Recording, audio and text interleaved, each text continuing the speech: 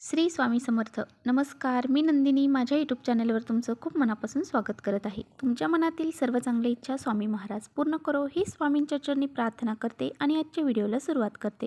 तत्पूर्वी तुम्ही जर चॅनलवर नवीन असाल तर चॅनलला सबस्क्राईब करा. त्याचबरोबर शेजारचं जे बेल आयकॉनचं बटन आहे ते प्रेस करा, जेणेकरून मी जेव्हा नवीन व्हिडिओ अपलोड करेन त्याचं नोटिफिकेशन तुम्हाला मिळेल आणि तुम्ही एकही व्हिडिओ मिस करणार नाही. तर चला करू व्हिडिओला. धनत्रयोदशीला धन्वंतरीचं पूजन करावं. धन्वंतरी ही आरोग्याची देवता आहे. धन्वंतरीचा फोटो घरामध्ये मांडून त्याची पंचोपचार पूजा करावी आणि धन्वंतरी मंत्राचा एक माळ जप करावा. धनत्रयोदशीला धन्वंतरीची विधिवत पूजा अर्चा केली जाते. आजच्या व्हिडिओमध्ये मी तुम्हाला धन्वंतरीची पूजा कशी करायची आहे, त्याचबरोबर नैवेद्य कोणता दाखवायचा आहे, कोणती सेवा करायची आहे, कोणता प्रभावी मंत्र म्हणायचा आहे, याबद्दलची सर्व माहिती आजच्या व्हिडिओमध्ये शेअर करणार आहे. त्यामुळे व्हिडिओ कुठे स्किप न करता शेवटपर्यंत नक्की बघा, जेणेकरून तुमच्यापर्यंत योग्य ती माहिती पोहोचली जाईल आणि तुम्हाला पूर्वतयारीला मदत होईल. त्याचबरोबर यमदीप कसा लावायचा, कुठे लावायचा, याबद्दलची सर्व माहिती तुम्हाला व्हिडिओमध्ये मिळणार आहे. अश्विन कृष्ण त्रयोदशीला धनत्रयोदशी साजरी केली जाते. त्रयोदशीच्या दिवशी धन्वंतरी जयंती साजरी केली जाते. भगवान विष्णूंच्या अमृत मिळवण्याच्या योजनेमध्ये देव आणि दानव यांच्यामध्ये समुद्र मंथन चालू. यामध्ये मंदार पर्वत हे रवी बनले आणि त्याचबरोबर वासुकी हे सापदोरी बनले. पद्धतीने समुद्र मंथन सुरू झाले आणि बऱ्याच कालावधीनंतर त्यामधून 14 रत्न बाहेर पडले. या 14 रत्नांपैकी 5वे होते ते धन्वंतरी. अमृत कलश घेऊन ते बाहेर आले. मानव उद्धारासाठी आणि कल्याणासाठी धन्वंतरीचा जन्म झाला. त्यांनी मानव कल्याणासाठी, मानवाच्या उद्धारासाठी आयुर्वेदाचाही प्रसार केला आणि त्यामुळेच त्यांना आयुर्वेदाचे देव म्हटले जाते. बघा, तुम्ही प्रत्येक हॉस्पिटलमध्ये धन्वंतरीची मूर्तीही पाहिलेलीच असते. त्याच दिवशी बघा, धनत्रयोदशीच्या दिवशीच यमदीपाची सुद्धा पूजा केली जाते. या दिवशी पहा, यमाला तेवत असलेला कणकेचा दिवा यमदेवतांना दान केला जातो.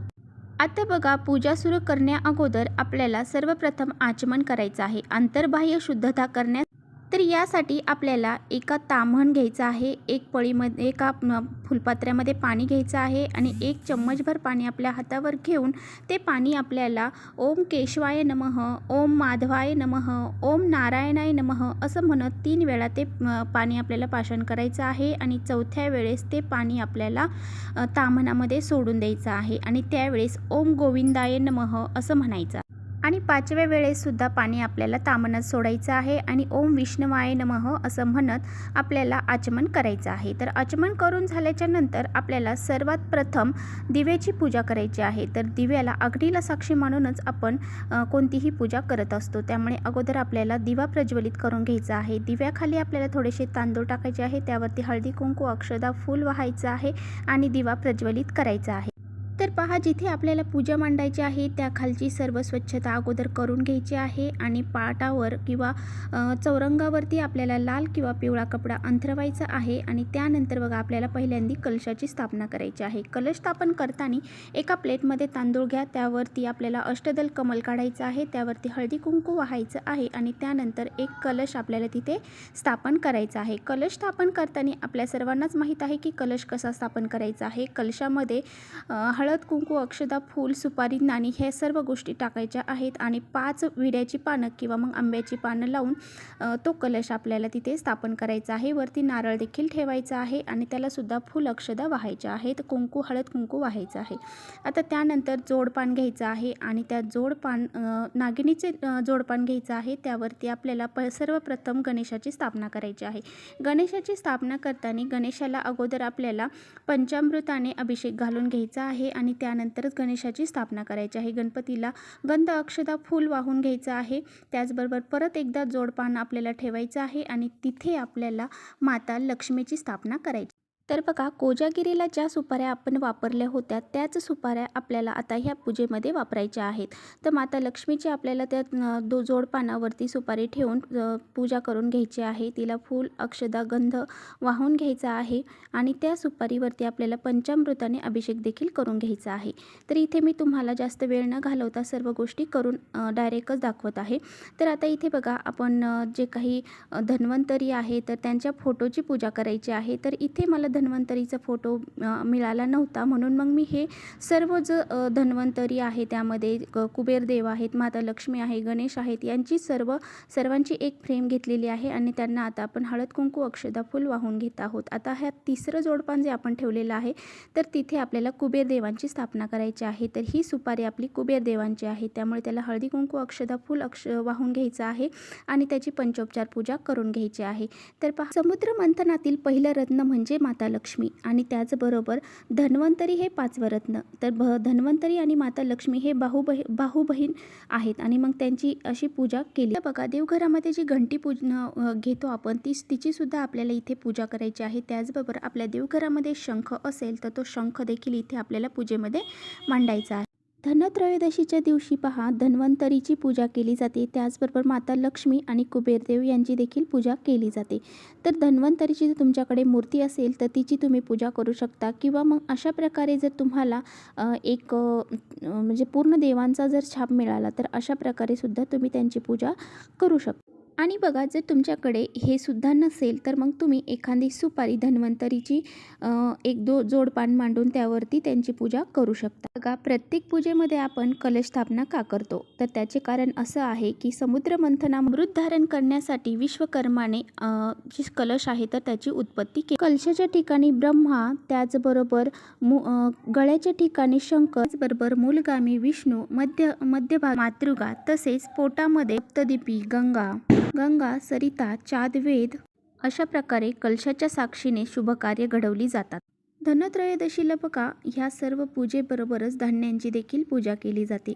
तर 7 धान्यांची पूजा करायची असते. तर इथे पहा, 7 बोळक्यांमध्ये मी 7 प्रकारची वेगवेगळी धान्य ठेवलेली आहे. तर बघा, ह्या बोळक्यांमध्ये जे धान्य आहे तर त्या धान्याची आपल्याला हळदी कुंकू अक्षदा फूल वाहून पूजा करून घ्यायची आहे आणि त्याचबरोबर त्यांना आपल्याला धन्याचा नैवेद्य दाखवायचा आहे.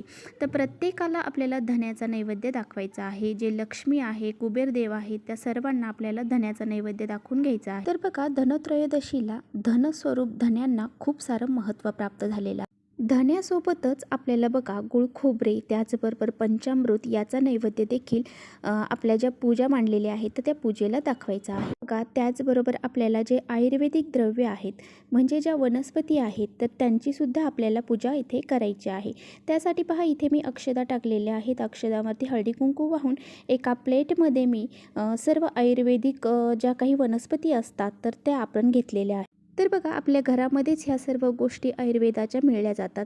जसे की दालचिनी झाले, त्याचबरोबर आपल्या घरामध्ये कढीपत्ता असेल किंवा मग अजून आयुर्वेदिक ज्या आपल्या परसबागेमध्ये ज्या काही वस्तू आहेत किंवा ज्या काही वनस्पती आहेत त्याचा वापर आपण या आयुर्वेदामध्ये पूजा करण्यासाठी वापरू शकतो. तर यामध्ये बघा, नीम, अद्रक, लसूण, त्याचबरोबर आपण जे मिरे आहेत, लवंग आहेत, इलायची आहे, दालचिनी आहे, तमालपत्र आहे, या सर्व गोष्टी आपण या आयुर्वेदामध्ये मांडू शकतो आणि त्याची पूजा आपण करायची आहे. स्वास्थ्य रक्ष याचा अर्थ असा आहे की स्वस्थ व्यक्तींचे म्हणजे स्वास्थ्य टिकून ठेवणे, त्याचबरोबर जे रोगी त्यांच्या रोगाचे शमन करणे. आयुर्वेदाचा असा अर्थ आहे की जे काही आपण स्वस्थ आहे म्हणजे जे काही आयुर्वेद आहे तर आयुर्वेदाचा प्रसार या माध्यमातून आपण याची पूजा केलेली आहे. म्हणजेच धन्वंतरी ही आयुर्वेदाचीच देवता आहे, त्यामुळे आपण हे अशा आयुर्वेदिक वस्तूसुद्धा ह्या पूजेमध्ये मांडलेल्या आहेत. त्याचबरोबर आपल्याला आपले जे काही घरामध्ये धन आहे, पैसे आहेत, गळ्यातली सोने चांदी असतील त्या सर्वांची सुद्धा आपल्याला इथे पूजा करायची. त्याचबरोबर बघा, श्रीयंत्राची, त्याचबरोबर कुबेर यंत्र इथे मी आणलेलं आहे. त्या कुबेर यंत्राची सुद्धा आपण पूजा करून घेतलेली आहे. त्याचबरोबर बघा, इथे 13 दिवे लावले जातात. या दिवशी धनतेरसच्या दिवशी मातीचे 13 दिवे प्रज्वलित केले जातात आणि जे विष्णुदेव आहेत, धन्वंतरी आहेत, माता लक्ष्मी आहे, कुबेरदेव आहेत, तर त्यांना यथासांग असा आपल्याकडे जो नैवेद्य आहे, मिठाई आहे, तर त्याचा नैवेद्य आपल्याला दाखवायचा आहे. त्याचबरोबर विष्णूंची, गणपती बाप्पांची, लक्ष्मीची आपल्याला इथे आरती देखील करायची. त्याचबरोबर ओम नमो भगवते वासुदेवाय नमः या मंत्राचा जप देखील आपल्याला करायचा आहे आणि त्याचबरोबर धन्वंतरी जो मंत्र आहे तर त्याचा सुद्धा आपल्याला जप इथे करायचा आहे. त्याचबरोबर लक्ष्मी गायत्री मंत्र आपल्याला इथे एक माळ करायची आहे. त्याचबरोबर धन्वंतरीचा एक माळ जप करायचा आहे. विष्णू गायत्री मंत्राचा एक माळ जप करायचा आहे. नवार्णव मंत्राचा एक माळ जप करायचा आहे. तर इथे बघा आता यमदीप आपल्याला कसा लावायचा. धनतेरसच्या दिवशी दक्षिणेकडे तोंड करून कणकेचा एक दिवा प्रज्वलित केला जातो आणि हा दिवा आपण यमदेवांना प्रज्वलित करत असतो. या दिव्याची ज्योत ही दक्षिणेकडे असावी, पण आपण हा दिवा चारमुखी लावलेला आहे, त्यामुळे याची एक वात तर दक्षिणेकडे जातच आहे. यमदीप आपल्याला प्रज्वलित करायचा आहे. त्याला हळदी कुंकू अक्षदा फूल अर्पण करायचं आहे. त्याच्याजवळ आपल्याला रांगोळी देखील काढायची आहे आणि हा यमदीप आहे तर तो आपल्याला आपल्या घराच्या बाहेर दक्षिण साईडला लावायचा आहे. त्याचबरोबर आपल्याला यमदीपांना प्रार्थना करायची आहे. त्यांचा जो मंत्र आहे, यमांचा जो मंत्र आहे, तो मंत्र इथे आपल्याला म्हणायचा आहे. तर पहा, यमदेवांचा मंत्र जर तुम्हाला माहीत नसेल तर तुम्ही यूट्यूबवर किंवा गुगलवर सर्च करून तो मंत्र जाणून घ्या आणि तो मंत्र आपल्याला हा यमदीप लावताना म्हणायचा. धनत्रयोदशीच्या दिवशी जी मृत्यूची देवता आहे यमदेव, यांची पूजा केल्याने अपमृत्यू टळला जातो. असा हा दिवा प्रज्वलित करून यमदेवांना आपल्याला प्रार्थना करायची आहे. हे यमदेव, माझ्या घरावर येणारे जे विघ्न आहे तर ते टळू. माझ्या घरातील सदस्यांवर येणारे अपमृत्यू किंवा अपघाती जे मृत्यू आहे तर ते तुम्ही टाळावे, अशी प्रार्थना यमदेवांना आपल्याला करायची आहे. आणि जो मंत्र आहे यमदेवांचा तो मी तुम्हाला डिस्क्रिप्शन बॉक्समध्ये देईल, तर तो मंत्र तुम्ही म्हणायचा आहे. तुम्हाला धन्वंतरीचा यमदेवांचा जो मंत्र आहे तर ते मी तुम्हाला डिस्क्रिप्शन बॉक्समध्ये नक्की देईल. तो मंत्र तुम्ही तिथून पाहू. तर पहा, अशा प्रकारे आपल्याला ही पूजा मांडणी करायची आहे आणि धनतेरसच्या दिवशी या सर्व गोष्टी आपल्याला करायच्या आहेत.